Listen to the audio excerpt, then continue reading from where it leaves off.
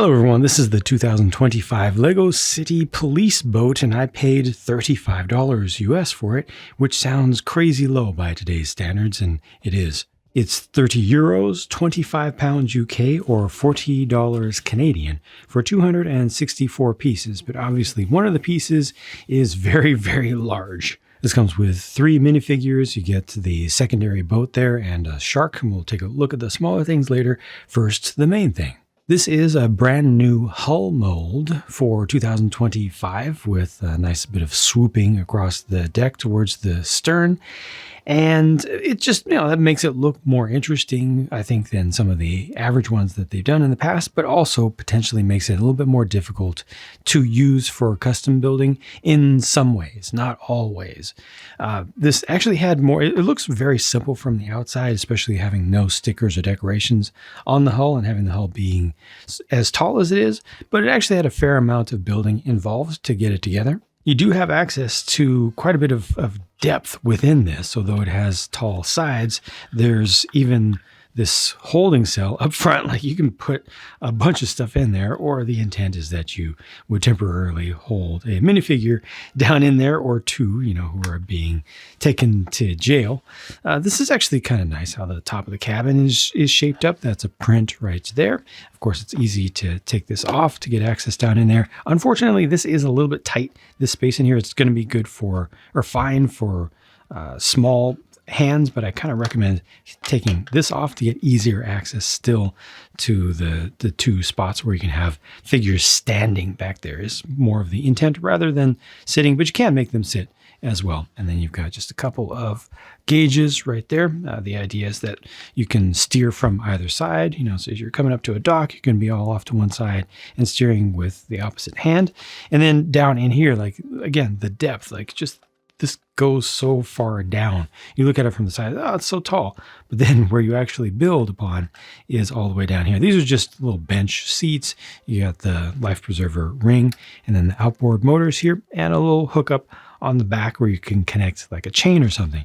Got the railing across the side, and a couple of clips to hold on to minifig accessories with the single pair of handcuffs there. I think one more pair would have been a good inclusion for this, especially since there's plenty of room to arrest a second person here. And then you also have a classic radio or walkie-talkie piece.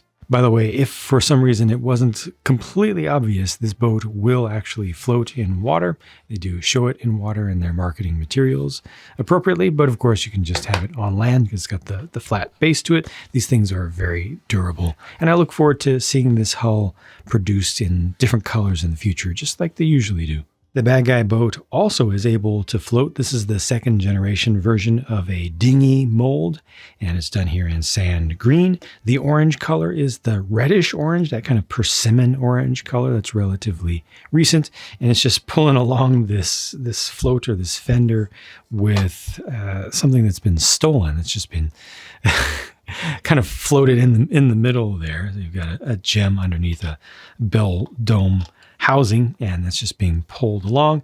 And you can optionally hook this up to different things, such as if you interdict this boat, then you can separate this out, take the different ends of the chain apart. I'm just going to pull the little Exoforce hand out, separate these out, and then the idea is that you would attach this to the back of your police boat to tow this back. So just kind of throw this in there, bring this on board your main police boat, and then this will connect right there to that convenient little spot. Nice and easy. You could have just had it connect to a stud back here or something, but actually having that just makes it a little bit more purposeful.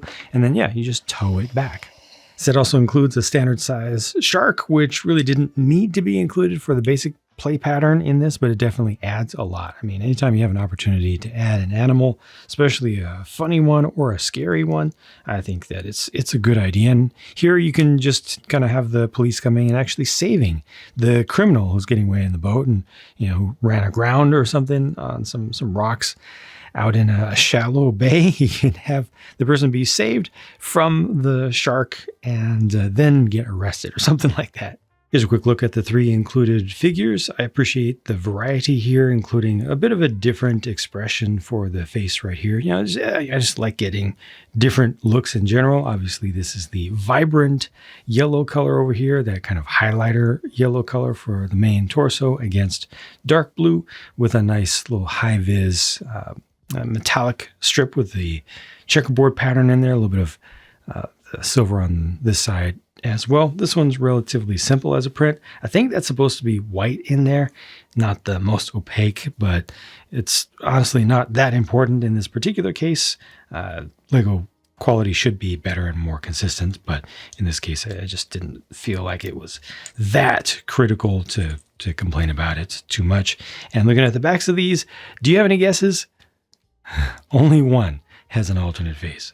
However, the 2 police boat crew get some personal protective and safety gear. That's good. These are the only leftover pieces, and this set used no stickers. Once again, the price I paid for this was $35 US. That is its retail price.